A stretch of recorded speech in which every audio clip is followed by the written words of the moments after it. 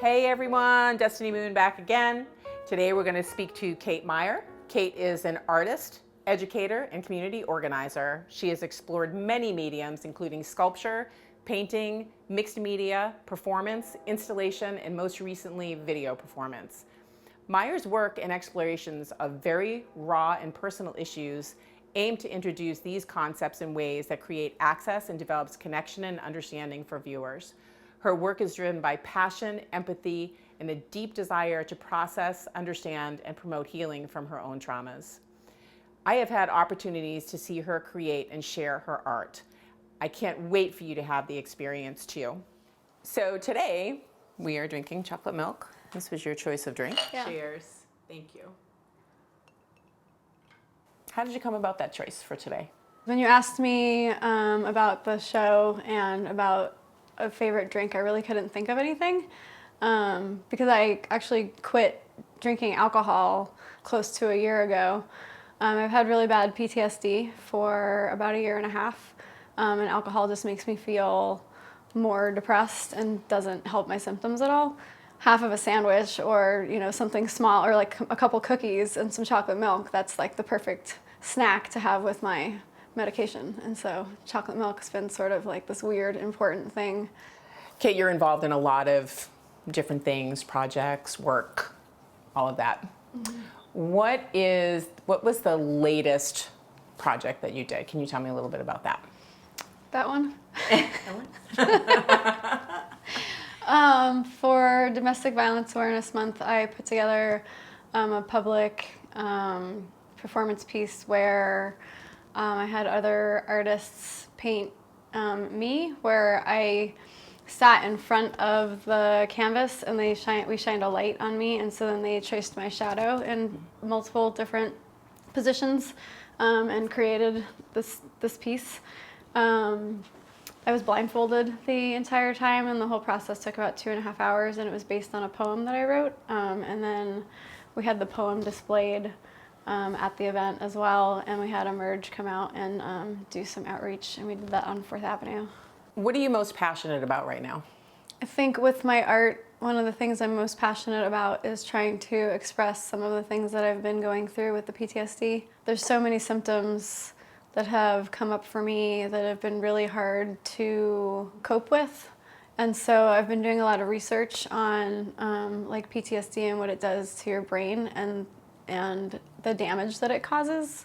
And so then the art that I've been doing has been based around a lot of that research, and it helps me to process and understand my symptoms and to also express the way I feel when things are really shitty.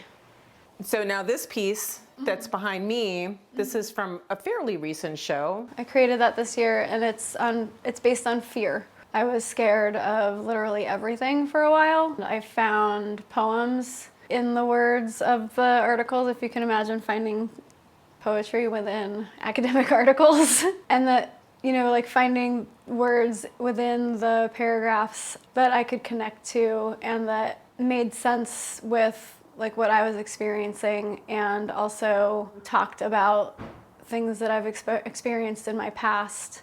It just really helped me to move through that fear. What is it you want people to know about you? I don't think there's anybody in my life that doesn't know about the things that I've been going through, because I try to be really transparent. And I try to, share in a way that's relatable. And I don't, not just in person, but like on Facebook and stuff too. I try to share the things that I've been going through, because I know a lot of people suffer in silence because of the shame or guilt or blame that you might put on yourself, or the stigma of experiencing mental illness. But I also know that those are myths, and I don't want to live that, and I want other people to, maybe feel like they can share too. This whole process for you has been going on for how long now? Year and a half? Yeah, April of 2018. It's likely that there's going to be other people now that are going to see this that you don't even know. What advice or thoughts do you have for them in this process? I've tried literally everything I can think of to try and feel better, and I don't quite yet. And it's really easy to get stuck.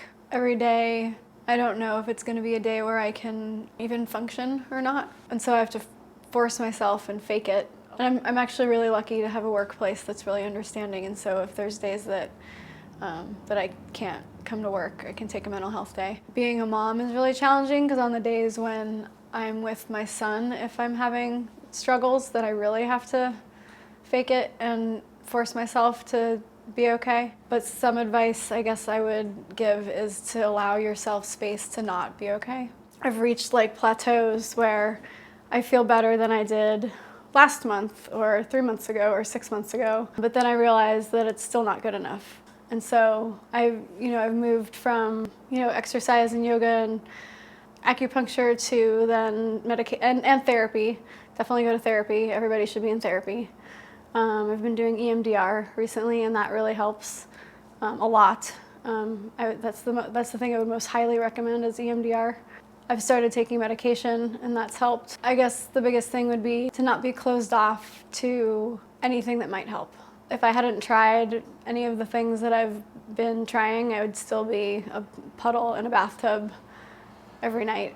I was really resistant to medication for a long time. I have some friends who were, really encouraging me to try medication, and then when I finally did, they were really relieved and happy because I need it. Yep. The difference with the medication has been significant. And so the other problem with all of this is that it's exhausting and it's time consuming and it gets expensive. It sounds like it's like with each plateau, there's a whole new normal created each time. Yeah. And it just keeps shifting. Mm-hmm. Does it feel that if you just keep growing, you can just keep going? So with what I've experienced, the PTSD has come in like waves. And then there's been periods of growth in between. And then when there's a wave of PTSD, it knocks me backwards and there's huge setbacks and it's caused like literal brain damage each time. And so when I've gone through a wave of PTSD, it could last anywhere from like a couple weeks to several months where the symptoms are just overwhelming, and I can't function in ways that would seem typical or normal of me. And it's really hard because people don't really understand. And I am good at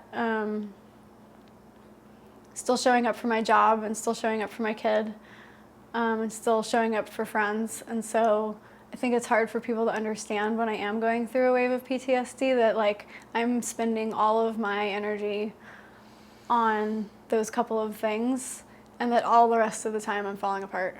If I get really triggered, it's really hard to talk or speak, and things get really fuzzy, and later on I don't remember like much at all. We give a little bit of advice to people that may be suffering from PTSD as well. What could you tell the people that love somebody that has PTSD? They definitely have to take care of themselves, because if they're not taking care of themselves, they can't help take care of the person that they love. And they also have to literally help take care of the person that they love, because oftentimes PTSD makes it so that you can't take care of yourself. I got you.